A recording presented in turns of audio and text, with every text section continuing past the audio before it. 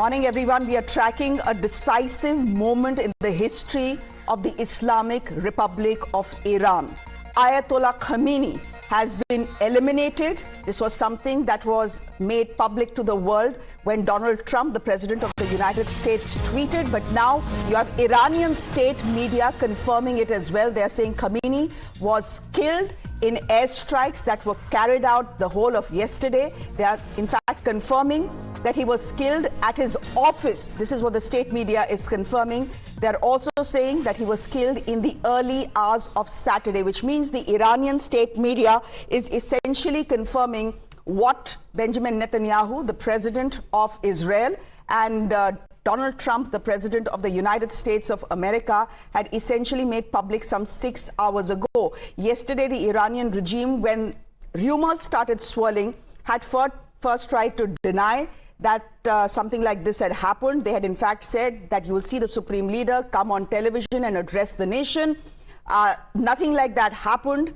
There are now satellite images, ladies and gentlemen, that have emerged that are very clearly showing that the compound in which Ayatollah Khamenei was hiding was bombed. It was bombed in the first series of strikes that were carried out by the United States of America and Israel.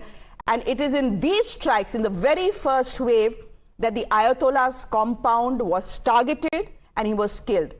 There are now some pictures of his body being retrieved. In fact, it was only after his body was retrieved has the Iranian state media gone public. They have even announced a 7-day mourning period in the country. Let me go straight across to Rishabh, who is joining us on the broadcast. Rishabh, some more details now emerging. We are being told that it was in the first round of strikes early yesterday morning that Ayatollah was killed. He was in his office when the strike happens. Any more details that you're picking up?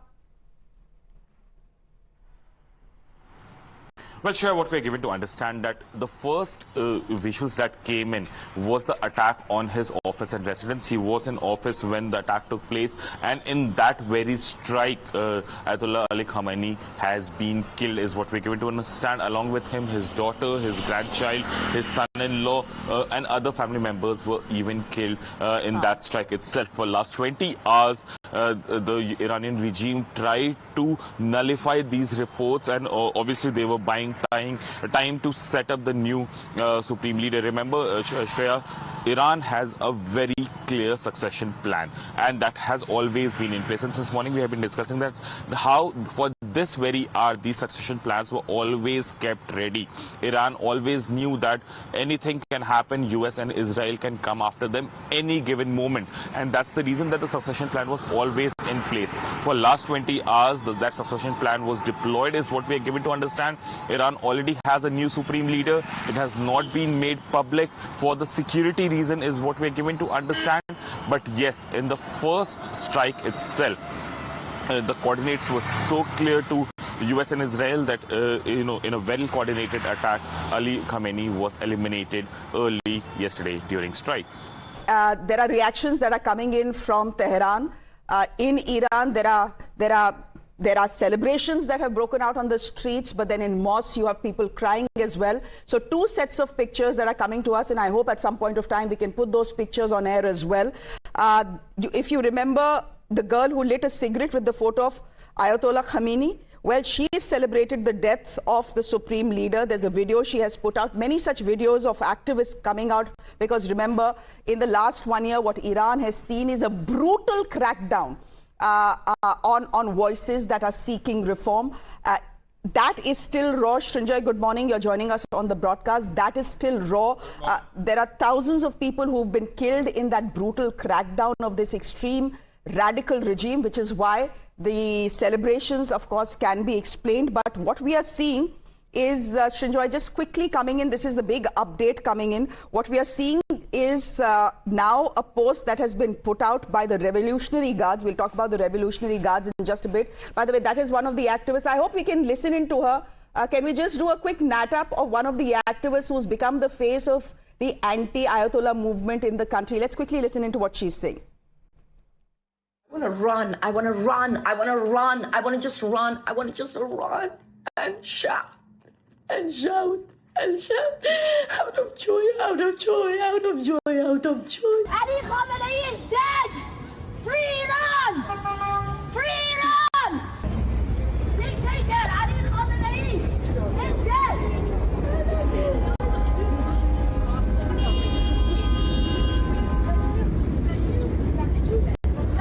Dictator of my country is gone!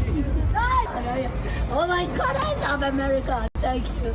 Ali Khamenei is dead! Ali Khamenei is dead! I love Iran! I love America! I want to tell everyone! Yes! Oh my God, thank you! Thank you! Thank you, America! I need to tell everyone! Amazing. Hell yeah. Oh my God, I want to...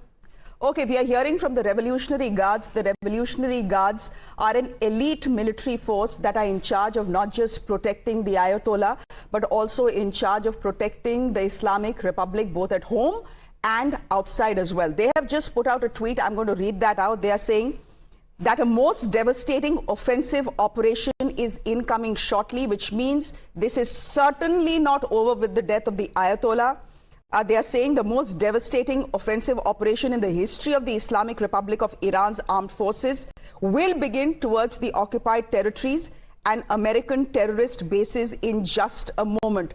So, if anyone, Shinjoy, thought this was over with the death of the Ayatollah, it certainly is far from the truth. And the Revolutionary Guards are telling us that. Yes, you're right. Clearly, from the pictures, what we see are two Irans. One, there are thousands of people, as you rightly said, who were killed when there were protests on the streets. And it was very easy to do that because these were unarmed protesters who were protesting about inflation, about the price rises. And these happened not just in Tehran. They were not related only to the upper middle class, very westernized elite, but in different parts of Iran. Largely urban areas in Iran and other areas as well. Now, if there were so many deaths, if there were so many firings, then clearly there is enormous resentment in that half of Iran. And from what you saw in the video, it's very apparent that some people are happy that what has happened has happened. Shinjoy, can you give me a minute? Can you give me a minute? We are hearing from the Israeli Defense Forces as well. We've just seen a warning come out from the Revolutionary Guards in Iran saying that a deadly strike will begin shortly. What Iran's defense forces are now confirming to us, as I welcome all our guests this morning, we'll introduce you to them in just a bit. They are saying that strikes as we speak are ongoing. Ladies and gentlemen, the Ayatollah has been killed, but the strikes haven't stopped. The IDF is telling us that 30+ targets in western and central Iran have been targeted, including aerial defense systems, missile launchers, regime targets, and military command centers. So as we speak, the offensive is ongoing. They're also saying that the IDF will continue to degrade the Iranian terror regime's capability until they can no longer threaten our people. So while the Iranians have said very clearly that despite the killing of their supreme leader, their strikes against Israel and America will continue, Israel is telling us that already as we speak, there are about 30 targets in Iran that have been struck. Quickly introducing my guest to you this morning. RSN Singh is an author joining us live from Patna. Angie Wong is joining us. She's the Miami GOP Committee Women. She's joining us from America. Hi, Angie. Thank you very much for your time. Pratikit, good morning to you as well. Good to have you on the show. Pratikit, can I first quickly begin by asking you what happens from here on? Yes, the Ayatollah is dead, but there is a succession plan in place. The 88 Expert Council of Clerics has already picked 3 names, I believe. What happens from here on? And can the Islamic Republic of Iran actually survive in its present form? Shreya, good morning. Yeah, it might survive for some time, but it would be challenging because now it has a double whammy to deal with the Israelis and the Americans, and also with the dissidents within the country. There are a lot of separatist organizations like Jeshu Adal and the Kurdish who will now be emboldened, and I'm sure by now they are getting weapons from the Israelis and the Americans also. Secondly, see, there can be a succession plan in place, but if you see such kind of regimes, in case of Iraq, there was, after Saddam Hussein, it did not survive for long. After the death of Hassan Nasrallah, Hezbollah was no more the same, even though Hezbollah had a very, very strong succession plan in place. So from now on, if you see what happened yesterday, the kind of cryptic messages that were coming from Iran, that there are no more red lines, that was an indication that something has happened, because one of the first targets yesterday was a congregation of the Supreme Commander of Iran and his top generals and ministers in a particular place, about which the Israelis and the Americans were very aware of, which means there are people within the regime, or there are people within Iran who have been constantly giving information as to where they go, when they go, and who all go, which means there are people within the country who are going to go to the next step in terms of ensuring that the implosion happens.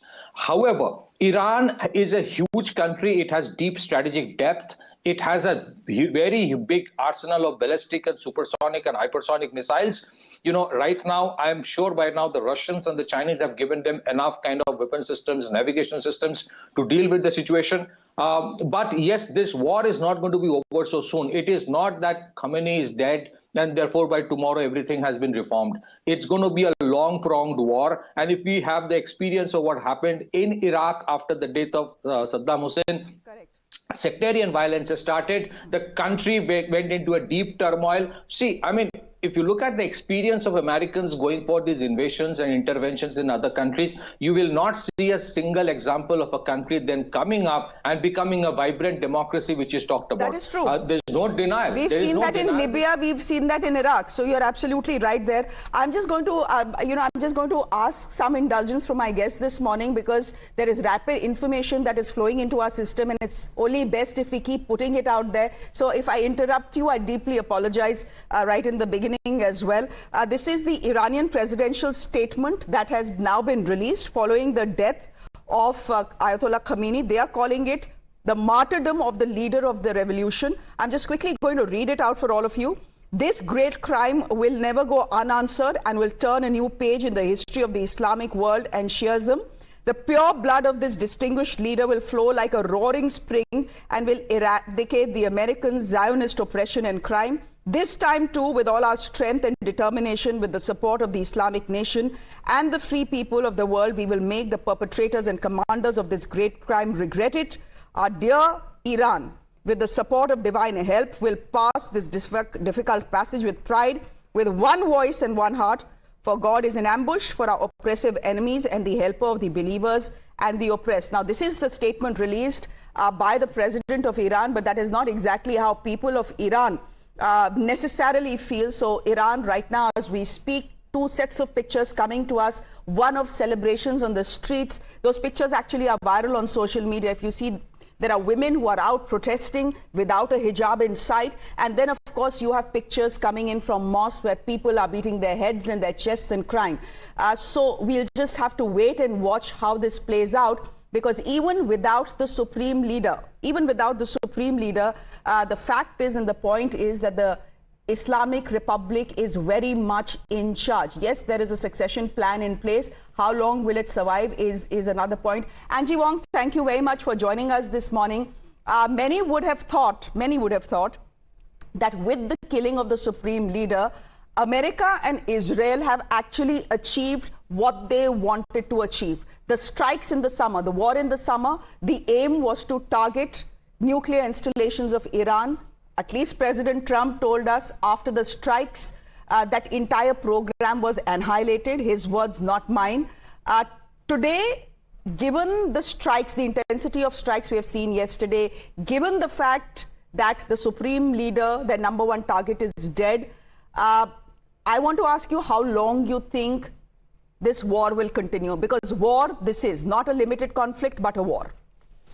Yes, absolutely. And over the last 3 weeks, the Pentagon has been moving a lot of U.S. military hardware into the region and asking its allies to do the same. So I think President Trump knows that he is going to be in the region for a very long time. Now, that may not spell good news for anybody because we don't want to be there for a long time. He had given diplomacy a very long runway for Iran and all its leaders to have serious talks to remove the nuclear program. But that didn't go their way. Geneva was a complete mess. So what happens? Well, when President Trump says he's going to strike, he is going to strike, which is what we saw. Now, what I'm expecting is that President Trump is not going to discontinue its strikes until all of the leadership, the current leadership, is gone. He's already alluded to that today by giving an interview to NBC, saying that most of the leaders have gone, but we're going to go for the rest. So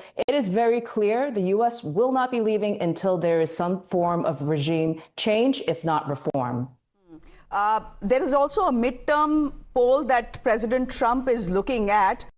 I don't know if a war is a good thing for him or not. For Netanyahu, yes, we know. He knows if he's in a state of war, his chances brighten up immediately. But the Americans were very clear when they voted for Donald Trump that they didn't want to get involved in any more wars. And this is exactly the opposite of what Donald Trump had promised. Well, what he's been doing is going into very difficult regions where you can't have regime change. You're going to have oppression of women. You're going to have oppression of thought. And he's going and changing it. So Americans are celebrating along with a lot of Iranians around the world today. We're also dancing in the streets, looking at how this regime had fallen. Now, we understand this is going to be a long-term goal. The midterm elections are not until November. I think people are celebrating right now. If we're still at war in November, yes, that might be a big issue for President Trump. But right now, he looks like a hero around the world. Singh, you're joining us on the broadcast as well as we get more and more pictures of people on the streets of Tehran celebrating. Tehran, of course, Iran, of course, has declared a state of mourning, also vowing to avenge Khamenei's killing. But can I ask you how India will react to what has now been confirmed this morning? This is a tricky situation. We've had a long-standing relationship with Iran, a pretty decent one, might I add, and now you have their supreme leader who has been killed in Israeli and American strikes, and the Prime Minister is just back from Israel. How do you think India will react, should react, or should they be even reacting at all at this point of time?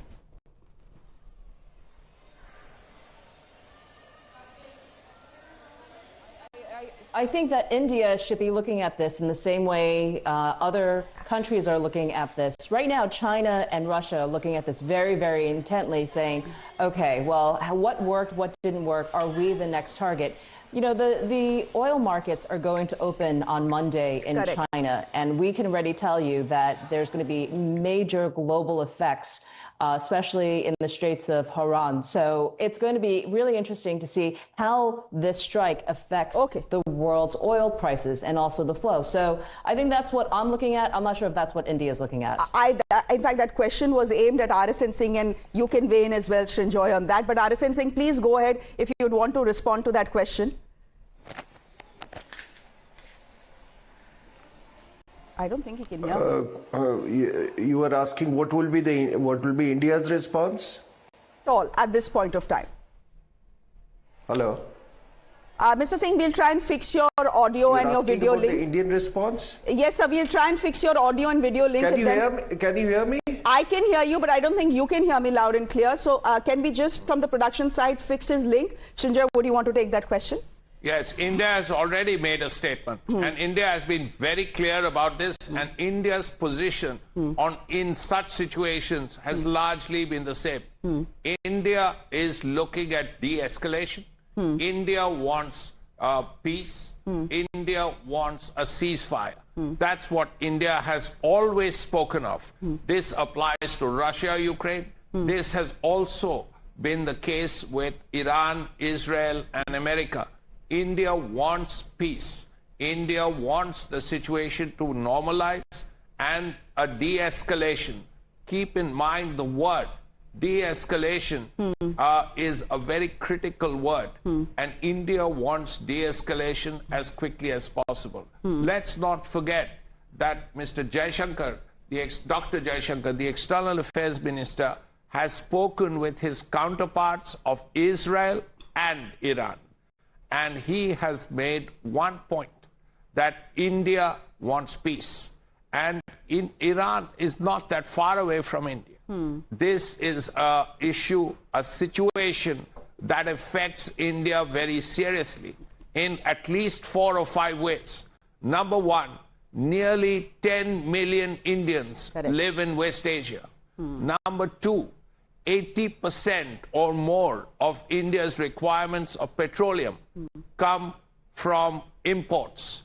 And of that, a large percentage come from the Middle East, particularly now that India is virtually stopped importing Russian oil. Thirdly, a lot of remittances for the Indians, and this helps the Indian economy very strongly, come from these 9-10 million people who live in the Gulf areas. Fourthly, India has a long civilization relationship with Iran, and of course, a very important strategic relationship with Israel, and of course with America. Fifthly, there are plans that India has, like the IMEC, the India, Middle East, Europe corridor that begins in India and possibly goes all the way to the United States in some ways. So India has very important roles here, and which is why the earlier there is peace, the better it is for India. There's just one other point, Shreya. The fact that the supreme leader was killed in a strike only suggests one thing, that there are enough people within the establishment of Iran who have been in regular touch either with the Israelis or with the Americans or both, because it's almost clear that the Americans and the Israelis knew where he was, knew where his family was, and knew where many of the other top leaders were. If they've been taken out, this is not a result of some blind bombing. This comes after serious intelligence was obtained either by the Americans or the Israelis, or both. Give me a minute here. Can we just go to the pictures that have been coming in to us from Iran? And not one set of pictures, these are multiple set of pictures from the streets of Tehran, where celebrations have actually broken out after Khamenei's demise. We have an Iranian journalist actually sharing those pictures. That's one of them, but there are more pictures as well, and there are more videos of them, and I hope we can put that on air as well. These are videos of celebration on camera in Iran, where people are crying with joy. Pratikit, the fact is that global conflict is terrible for business. We all know that, right? For example, the Strait of Hormuz was shut down yesterday by the Revolutionary Guards, and 50% of India's crude actually flows through that Gulf of Hormuz. I want to ask you, given the current volatility, given the fact that when markets open on Monday, things, we'll have to see where crude prices go, etc. Again, I'm asking you, how long can this continue? In summer, the war was, 12 days, if I'm not mistaken? Are we expecting it to stretch as much, or will this be a shorter conflict? Because if regime change, toppling the regime is the ultimate aim, that is not happening in 12 days. Shreya, if you look at the trajectory of conflicts in Middle East, even when the official conflicts get concluded, insurgency and fights keep on happening. So Iran knows that one of the biggest Achilles heel for the world is the Strait of Hormuz. So they will block it, and they've already closed it down. There is the other one, across Yemen, Bandar, something that is called. So that is another area where the Houthis have continued targeting for a long period of time. Now, it does create problem. It does create problem for India as well. And that's the reason India has never officially stated that they will give up on taking Russian oil. So even now, India continues to procure more than 1 million barrel a day. It has come down from 2 million barrel, but it still takes. The tariff issue is now almost gone because of the Supreme Court verdict of United States. So if you look at the Vladivostok-Chennai route through which India procures oil from Russia, that is all going to be started all over again, because you cannot bank on Middle East right now, given the situation. And I think when Prime Minister Modi went to Israel, there were certain communications on what's going to happen or what was going to happen on the sea lanes. There are a lot of things that I'm sure India has worked out. So Middle East conflicts are such, there are many subterfuges to this conflict, Shreya. It is not a binary of Iran versus Israel, America. There are sectarian divides. Many Sunni Arab states are equally uncomfortable with an Iranian regime having a nuclear bomb. They were always been very uncomfortable with that.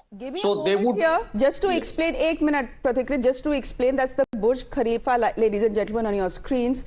The pictures very clearly showing us Srinjoy, that one of the iconic landmarks of Dubai was struck as well. I mean, of course, there are pictures that have been floating since, last night, but you want to verify those pictures and put them out, because in the world of AI generated images, you simply don't know what is real and what is not real.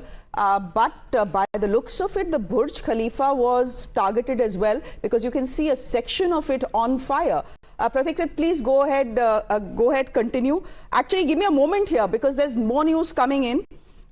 Brigadier General Ahmad Wahidi has now been appointed as the new Commander-in-Chief of the Iran Revolutionary Guard Corps. Their leader, their commander, was killed in yesterday's strike. So you have the appointment right now of a new leader, Brigadier General Ahmad Wahidi, who will now be the Commander-in-Chief of the Revolutionary Guards. If you remember, yesterday in his 8-minute address, Donald Trump had asked the Revolutionary Guard to lay their arms, and he had said that they will be given amnesty, that there'll be no action against them. Clearly, the Revolutionary Guard is in no such mood to give up the fight so soon.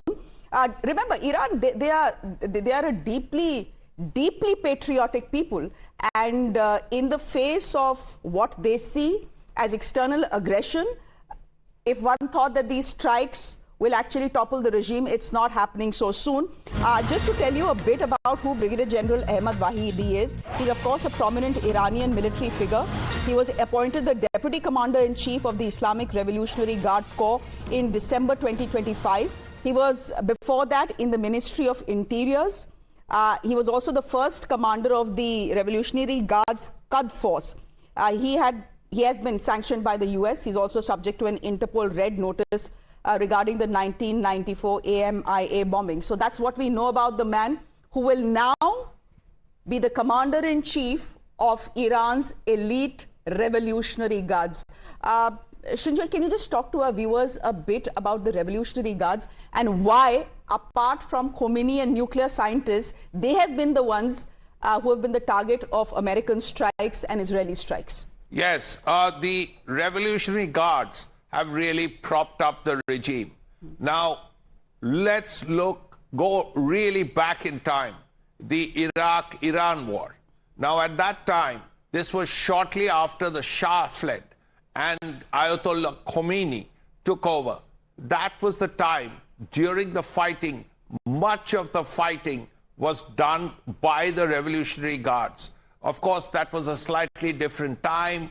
The Iranians were celebrating the fact that the Shah had gone and so on. But the Revolutionary Guards is actually the cornerstone of the regime. They are really the force behind the regime. And let's also keep one thing in mind, that many of these Revolutionary Guard leaders have been killed over a period of time. Yesterday, of course, but you look at Qasem Soleimani, most famously, he was killed, 6 years ago? And perhaps the Revolutionary Guard leaders have not been careful about their own security. Nevertheless, there have been 3 or 4 who have been killed. Qasem Soleimani, of course, is the most famous, but there have been 3 or 4 after that. The point is, this is where the power lies. And as long as the Revolutionary Guard is there, you still will have a regime. Now, how this Brigadier General will deal with the situation, how the Revolutionary Guards will remain enthused, we don't know. The war has just gone on for less than 24 hours. Correct. And both sides are saying this is not ending anytime soon. You have threats that have been issued by Iran and the IDF, that's the Israeli Defense Forces, has already tweeted and told us that 30 targets in Iran have been struck some 30 minutes ago. Yes, the other thing is that these guys, whoever they are giving out information almost by the hour to the Americans or the Israelis. Now, who are these guys in Tehran and in other parts of Iran who are giving out information that is so classified and so accurate that you've lost Ali Khamenei, the supreme leader. Sure. You've lost other generals. Now, as long as these moles are there, to use a Le Carre word, very, very clearly, all leaders who are newly appointed will be at serious risk. Give me a minute here. We are hearing from Iran's ambassador to the US at the UNSC. He's saying, and I'm quoting him now, he says, I advise the representatives of the United States to be polite. It will be better for yourself and the country you represent. Angie, no one is holding any punches this morning. I'm not sure polite is the right word to use here. I think we're beyond polite at this point. Look, I think that there's going to be some serious tension. I don't know if any of these early reports are going to be verifiable, because what we see in the very early days is the fog of war and a lot of propaganda from both sides, because both sides are positioning themselves and posturing themselves to be winners. Here's the reality of things. You have the U.S. military and the Israeli military against the Iranian regime. This is not going to end very well. We have a lot of hardware already in the region. We already have Saudi Arabia joining the fight. There's a lot of allies that are going to come forward. I think the smart thing to do at this point is for the new commander-in-chief to really do a reassessment, not use necessarily the tough words. Yes, we understand they have to use it amongst their citizens and to their citizens, but really understand the amount of military force coming their way. There's just no way that they're going to be able to compete unless Russia and maybe China comes in, but it doesn't look like the Iranian allies are going to be joining forces at any point.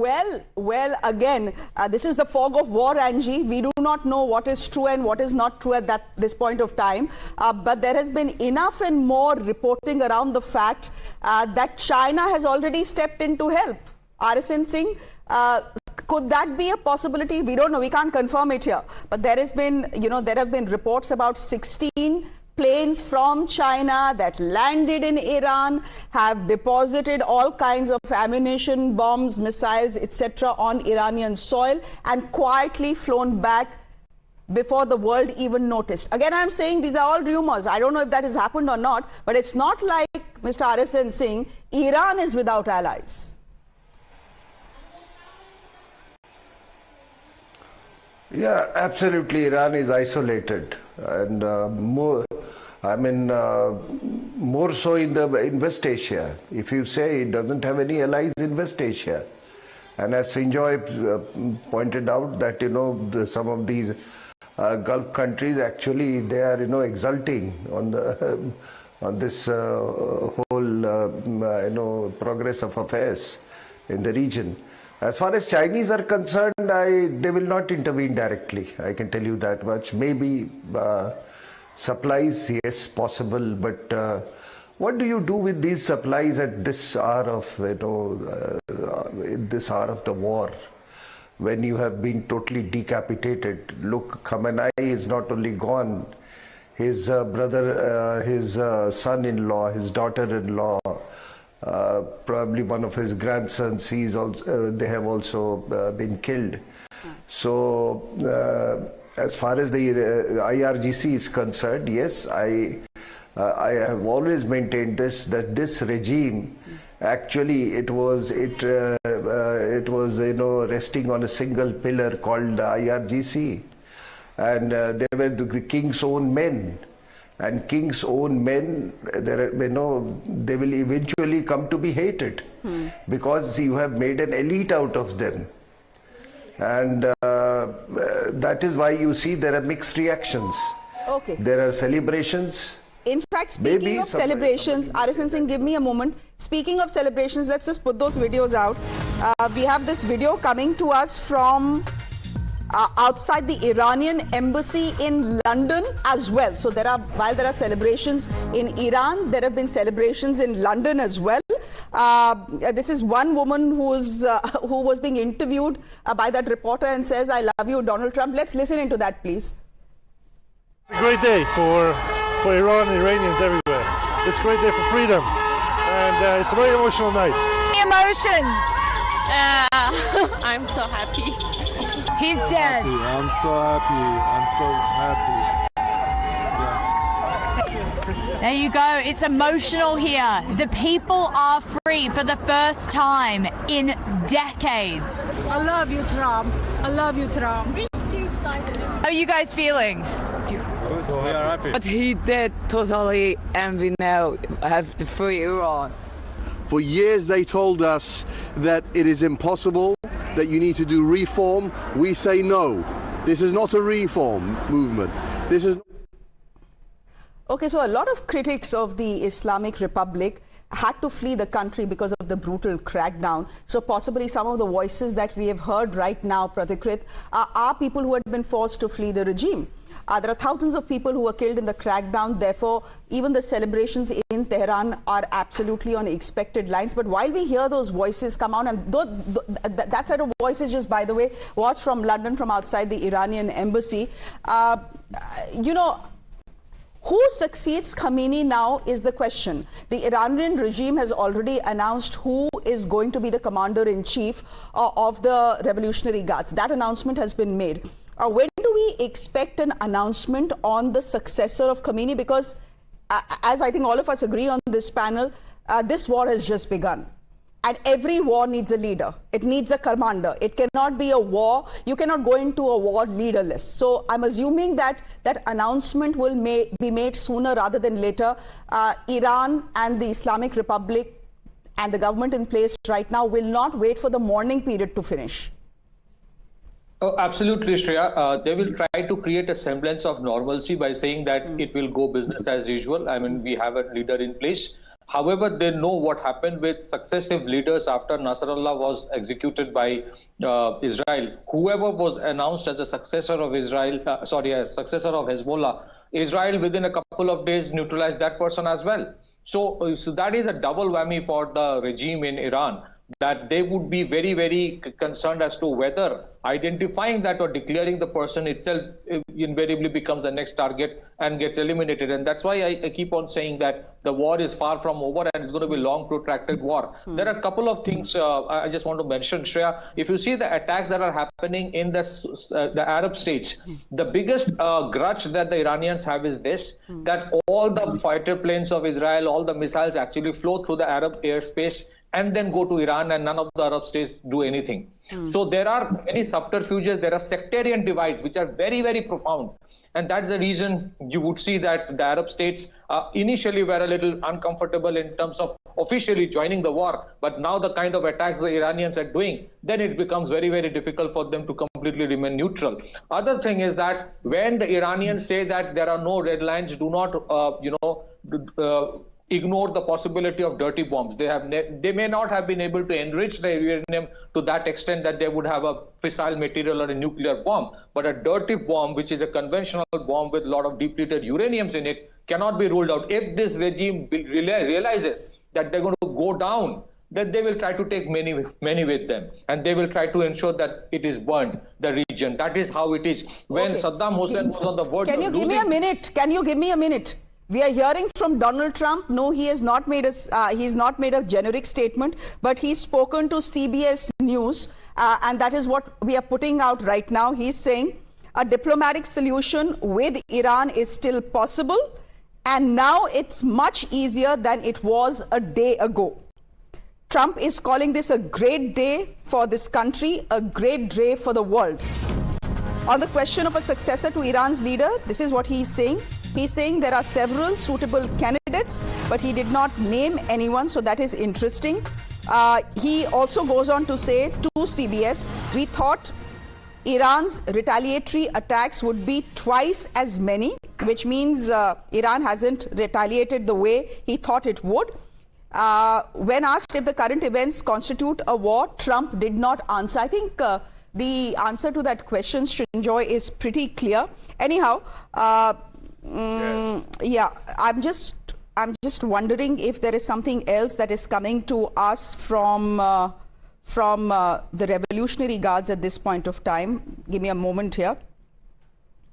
Okay, we are being told, this is again coming in from Iranian media, just updating everyone as to what is happening, because there are quick-paced developments, and I think all of us need that foremost before any commentary. What we are hearing from Iranian media is that the president, the head of the judiciary, and one of the jurists of the Guardian Council will be responsible for the transitional period following the martyrdom of the leader of the revolution. Essentially to say that someone will eventually be appointed, but as of now, during this transition, it is the president, the head of the judiciary, and one of the jurists of the Guardian Council that will be in charge as we speak. Angie, what do you make of this? I think that is the perfect succession plan, and most countries will have that, especially with the devastation of losing its supreme leader. So this is a textbook. This is exactly how this should play out. Now, whether or not the deputy, the interim president, the interim supreme leader, is going to now be able to have real, fruitful, and successful talks with the United States, I think that President Trump just said it right there. He would love to see if diplomacy can work now. And we've seen this time and time again with the Trump administration, where they put a lot of pressure to the point where you cannot breathe, you cannot survive without speaking with the United States and negotiating, because that's how President Trump likes to do the art of the deal, right? So I think now is whether or not we see if there's going to be a window to have real fruitful discussions. Now, Jared Kushner, as well as Steve Witkoff, they're waiting in Geneva for these talks. They've been there, I believe, for a few days now, but nothing has come. And they've left the meeting rooms time and time again saying, we don't see a deal happening. And I'm sure they're conveying that to the Trump team and saying, we need more pressure, President. We need something else, because they're not really talking with us. And, you know, I wish that they did make a deal, because then we wouldn't even have to need to, we didn't need to strike at all today. No, but Angie, this is interesting, because before the strikes, there was an impression that Iran was on the table and there were diplomatic efforts being made. At least that was the impression.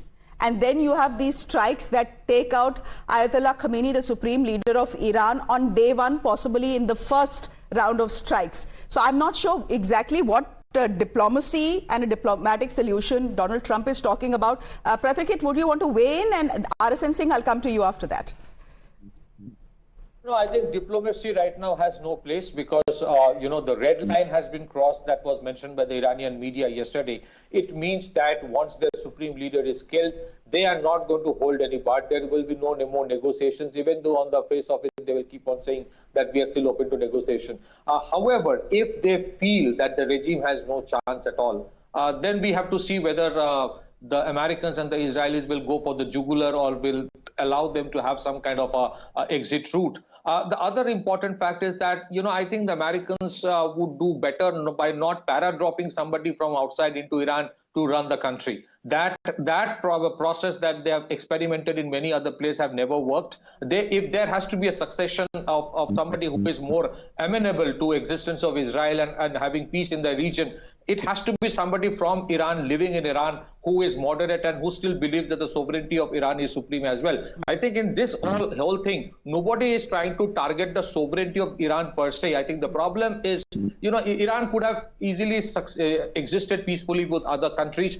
I think there was a huge opportunity for Iran to become part of India, Middle East, Europe Economic Corridor as well. But their obsession to destroy Israel is the core center point with which even the Sunni Arab countries were not very comfortable because of the sectarian divides, because they know that tomorrow if they have the nuclear bomb, then the Saudis and the UAEs and everyone else will be targeted as well, and that we are seeing right now. So I think for Trump, the problem has not yet got sorted out.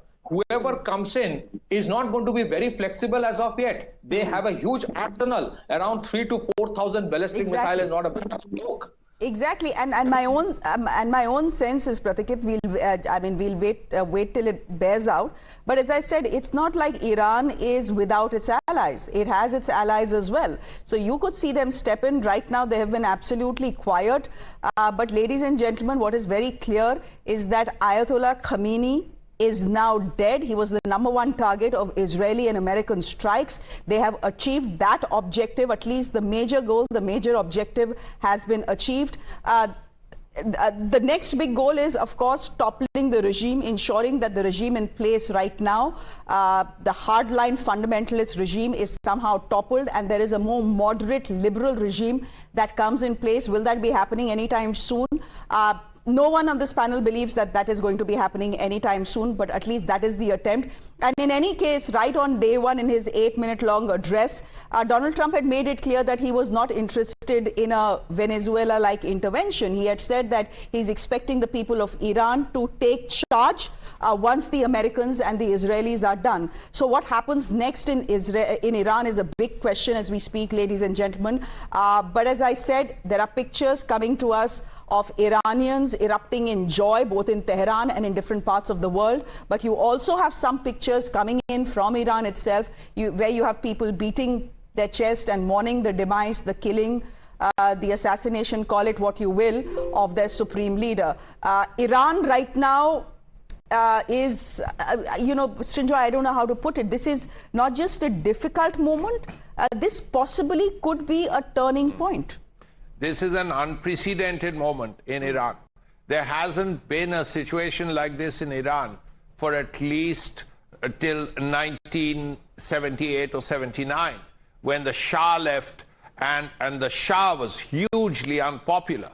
Savak, the secret service that the Shah ran, was brutal, and therefore there was joy on the streets. Now you see two Irans. You see people joyous, delirious with joy, happy that the supreme leader has been killed in an airstrike. And then there are people, as you rightly said, who are very unhappy and sitting and in the mosques and weeping. So very clearly there is a difference of opinion within Iran, amongst the Iranian people. How this will play out is the important point. Okay. Do we know where this is going? Do we know how this will end? I'm not so sure, because this organization, the Revolutionary Guards, they still have enormous clout. And as long as they have clout, they will continue to fight. Okay. This is, these are the we will fight to the last man people. Well, the IDF, again, putting out some satellite images to back the claims they have made. They are saying overnight the IDF has completed another wave of airstrikes against Iranian ballistic missile launchers and air defense systems. Dozens of fighter jets have hit some 30 targets in strikes, including air defense, missile launchers, and other Iranian military sites as well. In fact, they've put out satellite images of the bombing as well. We'll bring that to you in just a bit. For the moment, I'm stepping into a very quick break. Back in 2 minutes. Just stay with us.